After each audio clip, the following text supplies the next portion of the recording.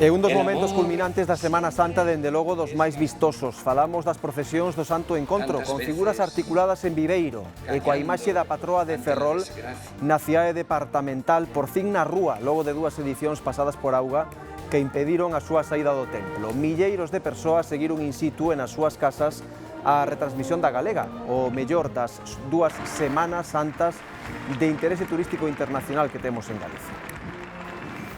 A través de la articulación de las imágenes, pues visibiliza más lo que en los sermones pues se expresa y nos lleva un poco pues a cultivar la emoción y sobre todo la cercanía a ese amor de Jesús por nosotros. Hace muchos años que no venía, me encanta, me emociona porque es una cosa preciosa.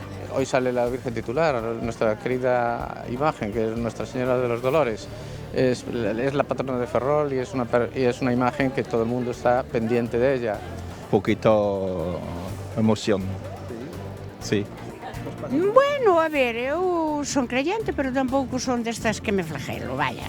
Según, hasta aí, sí.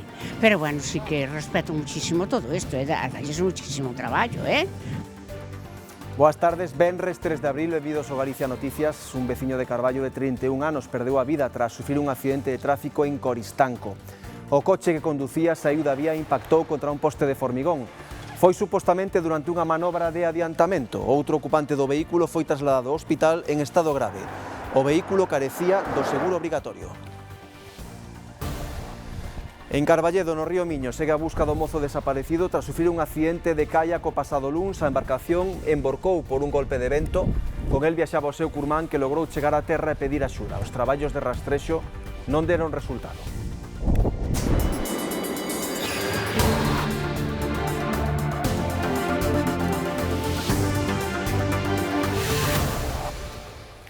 Un home de 31 anos, veciño de Carballo, é a vítima mortal do accidente de tráfico da tarde pasada en Coristanco. O seu coche, que carecía do seguro obrigatorio, saiu da vía e colidiu contra un poste de formigón.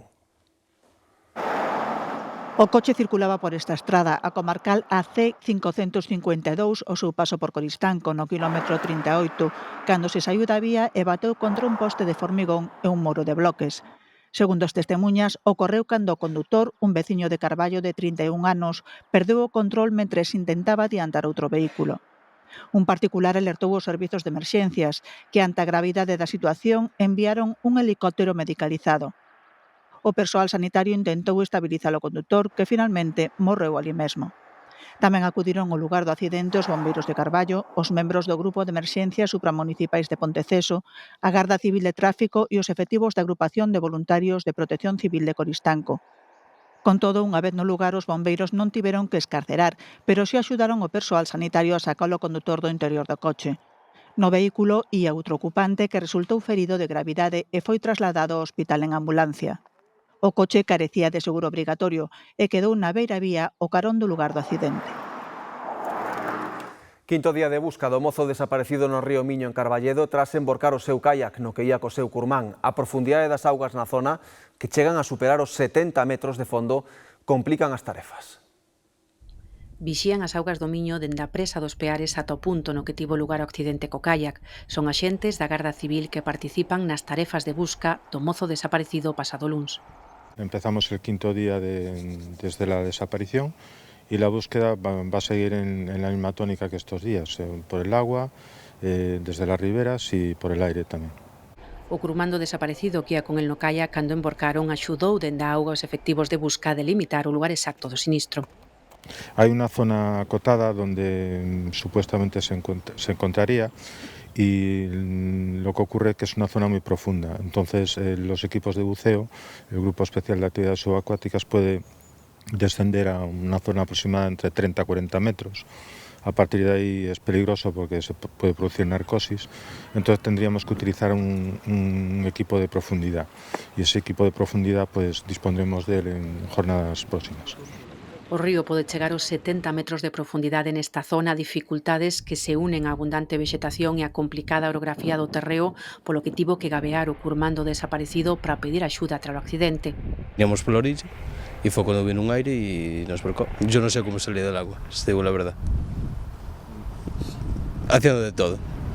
Anduve bastante, pero al final encontré a alguien que gracias a ellos pudieron llamar a la policía y aí empezó todo. Aí comezou unha busca que continúa 5 días despois, por agora sen resultado. Houbo un incendio voraz a noite pasada nunha nave de soldadura de Salvaterra de Miño. A instalación quedou totalmente arrasada e resultou ferido con queimaduras o operario que estaba traballando no lugar. Así ardía no serán do xoves a nave da bella Granxa Rosales na parroquia de Alxén, á altura de Grixó 33. Eran as 8:30 cando os veciños escoitaron fortes estouridos e comezaron a ver as lapas e o fume. 8:30 por aí. E viñamos de... Estaba aí, vivo aí, esa casa. E empezou aí a salir un fumo negro, un fumo... Bueno, Dios mío, será algo, unha fogueira. E explotazos, así como... fuertes, fortísimos. A mí esta me parecía como unha canteira. Así seguidos, moi seguidos. No taller estaba a soldar un dos operarios, polo que a hipótese máis probable é que foi unha faísca a que provocou o incendio. Pois a mellor entre que estaba soldando gases que podía haber ali acumulados ou de gasolinas e outros produtos e debeu ser o que desencadenou pois ese incendio tan virulento. Xa digo, cando nós chegamos estaba totalmente desarrollado e o tellado xa houbera colapsado. Os efectivos antiincendios tardaron preto de 21 minutos en chegar. Chegaron primeiro uns de protección civil, esta é unha brigada forestal e tal, pero non tiñan auga ni nada. Entón logo xa chegaron os bombeiros e logo ao final a ambulancia. Bombeiros e veciños tamén apuntan que o traballador debeu tentar salvar o taller e por iso acabou con queimaduras de diversa consideración. Tiña as mans totalmente queimadas, a cara, a parte dun costado, estaba con queimaduras de segundo grado, bueno, bastante afectado. Sí, fueron brazos, parte por aquí, quizás por evitar o incendio, penso, porque estaba soldando. Tamén houbo contiosos danos materiais. O que encontramos, dous vehículos, había dous vehículos e dous coches e un toro mecánico, un elevador. Vale, depois, bueno, materiais como pode ter a mellor un taller, rodas e eso. A extinción prolongouse máis alá das 11 da noite. Esta noite pasada houbo unha liorta en Ferrol. Foi o remate dunha das procesións nocturnas con rúas ategadas de xente. O 112 recibiu unha chamada ás 3:30 da mañá solicitando asistencia para un ferido nunha pelexia na rúa Concepción Arenal, en pleno centro. Un rapaz que recibira un golpe na cabeza e sangraba abondosamente. Ao lugar acudiron a Policía Nacional e a Policía Local a máis das asistencias sanitarias. A Policía Nacional confirma lesións nos dous implicados na liorta que se está a investigar. Polo momento non hai detidos. De seguida imosles amosar que moitos están estreando praia deste ano esta Semana Santa, aproveitando o bo tempo que estamos a ter. As imaxes tomámolas en Samil e aínda que o vento vai fresquiño e a auga tampouco está precisamente quente, o areal comeza a amosar imaxes máis propias do verán. As procesións da mañá deste Venres Santo luciron este ano en todo o seu esplendor con este bo tempo que estamos a ter, unha das máis vistosas. O Santo Encontro de Ferrol, Sabela. O máis vistoso e ademais tamén é un dos máis emotivos porque recrea ese momento no que Xesús de Nazaré nese percorrido ao Calvario atopa nese percorrido as imaxes de San Xoán, a Virxe de Dolores e tamén a Santa Muller Verónica. Esas 5 imaxes saen e procesionan por separado, despois conflúen aquí na Praza de Armas de Ferrol e prodúcese ese momento esperado de consolo e de vaguas. Organiza a Confradía de Dolores.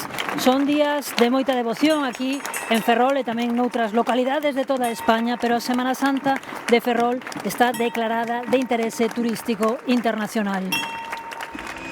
Venres Santo, día central nas celebracións da Semana Santa. Tras 2 anos en que o tempo non o permitiu, Ferrol volveu escenificar o encontro de Xesús coa súa nai camiño da morte no Monte Calvario. La ilusión nos acompaña, la ilusión nos da fuerza para continuar y seguir año tras año. El aforo de gente es espectacular en Ferrol.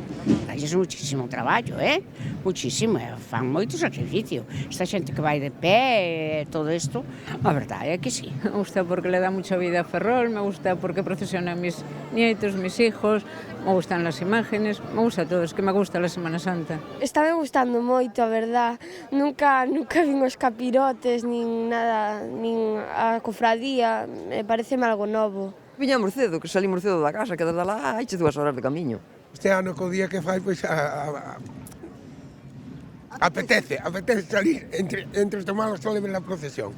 No encontro tamén toman parte os pasos da Verónica e de San Xoán, o discípulo amado de Xesús, pero os grandes protagonistas na mañá ferrolá son o Nazareno, unha talla de Francisco Guerra feita en 1863, e a Virxe de Dolores, que loce un manto que hai máis de 80 anos custearon os propios veciños da cidade.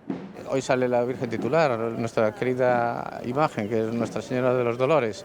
Es la patrona de Ferrol y es una imagen que todo el mundo está pendiente de ella. Me emociono, no sé por qué, pero a mí siempre una lagrimilla me cae. Muy diferente. La procesión es muy buena. Sí, un poquito emoción. Muy bonito, muy agradable de venir a verlo y no sé, una emoción muy grande, una emoción que no había visto nunca. Por diante aínda moitas horas de emoción relixiosa en Ferrol. Ás 4 celébrase a procesión do Crucificado. Ás 7 da tarde, a do Santo Enterro. Xa co solpor, a partir das 9 será a Virxe da Soidade quen tome as rúas. E por fin, ás 11:30 da noite, só as cadeas que arrastren os penitentes racharán o silencio de público e cofrades na estremecedora procesión dos Caladiños. O Venres Santo tamén se celebra con fervor en Viveiro. Ata ali imos agora en directo. O programa comezou hoxe ben cedo. Xoel, cun dos actos máis singulares, o encontro.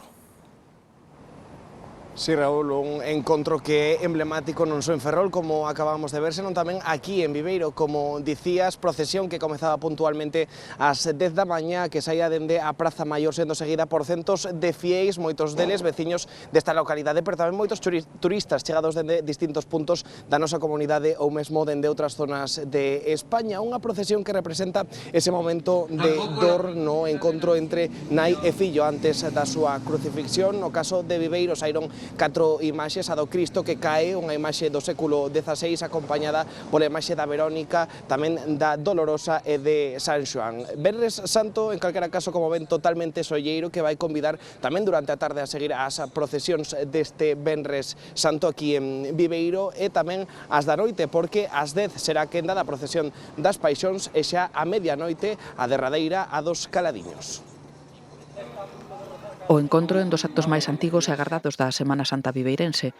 Centos de persoas asistiron a primeira hora a esta representación da Paixón de Cristo que cobra gran realismo, porque as tallas, que datan dos séculos XVI e XVIII, son articuladas e semellan cobrar vida, como cando se escenifica a primeira caída de Xesús coa cruz ás costas.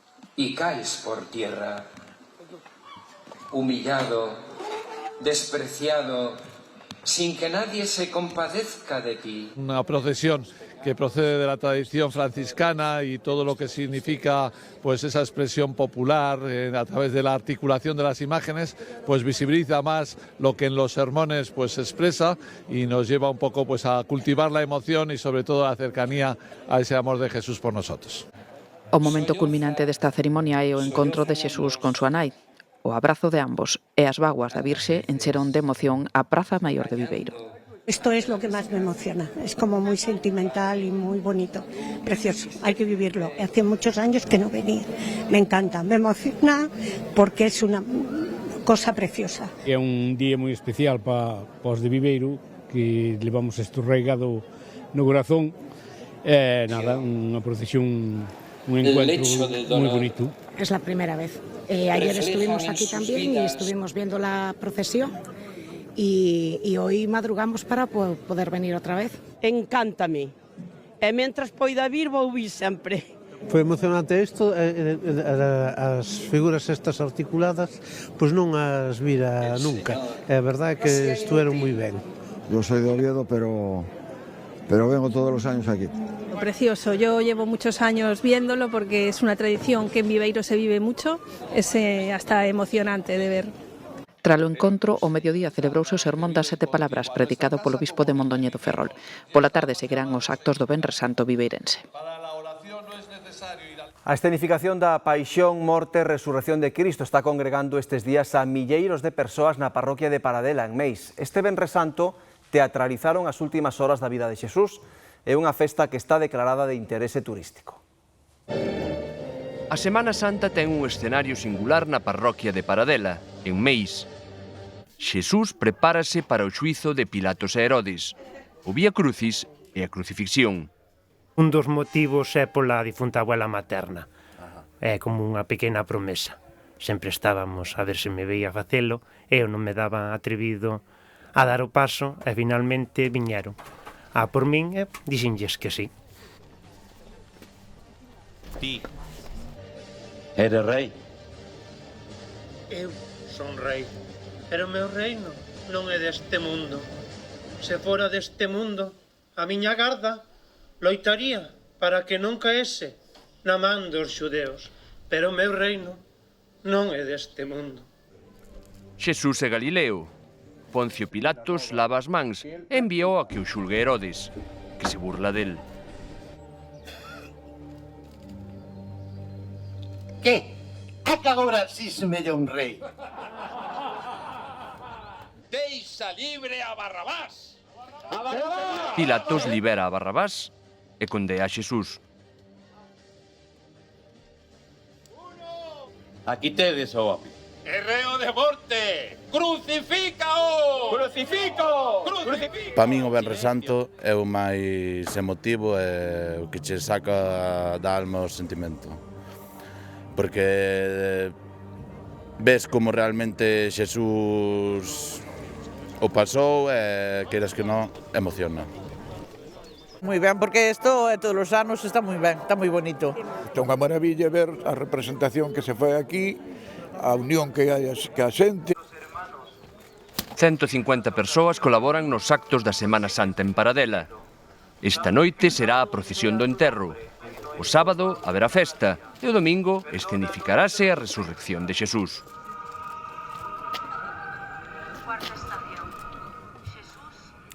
O tempo solleiro desta Semana Santa trocou a imaxe das praias. Centos de persoas buscan o sol sobre a area e algún xa se deu o primeiro baño do ano. Despois de varios meses de temporais e chuvia, a maioría xa cambiou o paraugas polo parasol. Carlos.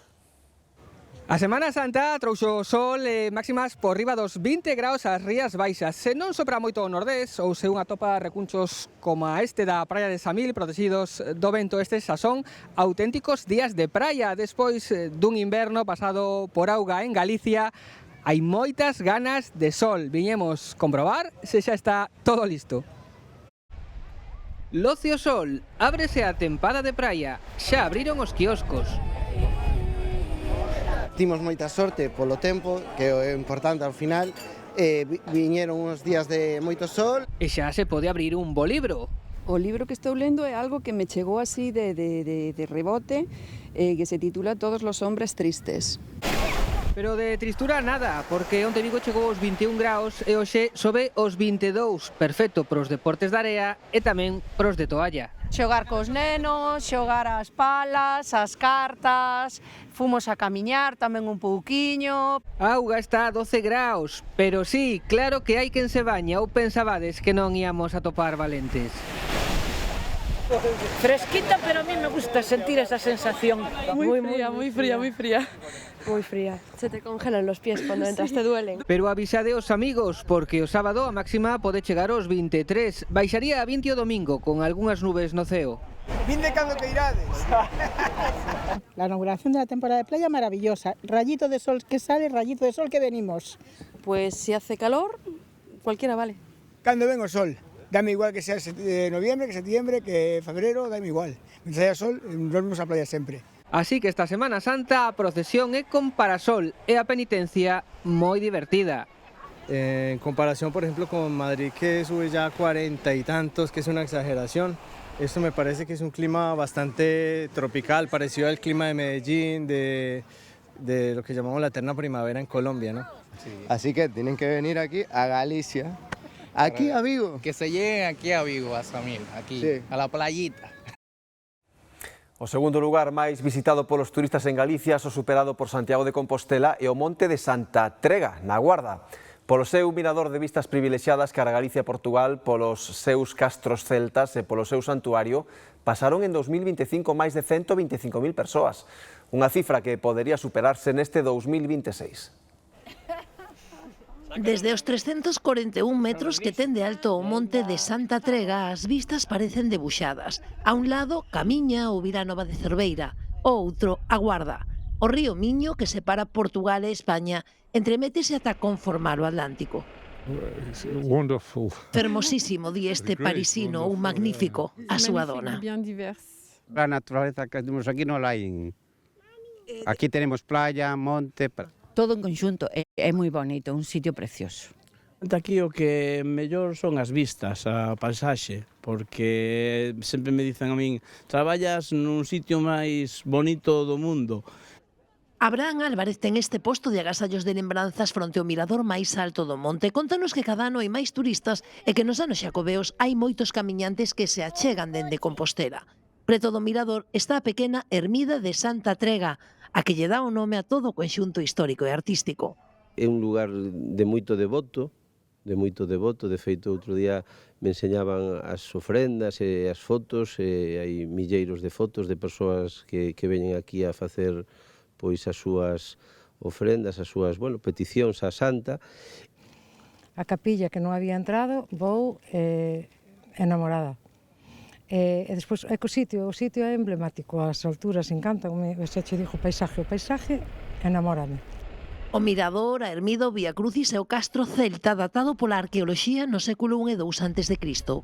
Todo entorno, todo eso, toda a esa de que xa dos celtas, de todo eso. Até a própria subida, tudo o que tem para ver é fascinante. Nós estamos mesmo encantados. Lo que son los castros y en sí, la historia de aquí de La Guardia. O ano pasado por aquí pasaron 125.000 visitantes, 8.000 visitas guiadas e uns 1.000 autobuses con excursionistas. Marchamos, que xa están aquí os compañeiros do Telexornal, grazas pola compaña e que gocen do que queda da Semana Santa.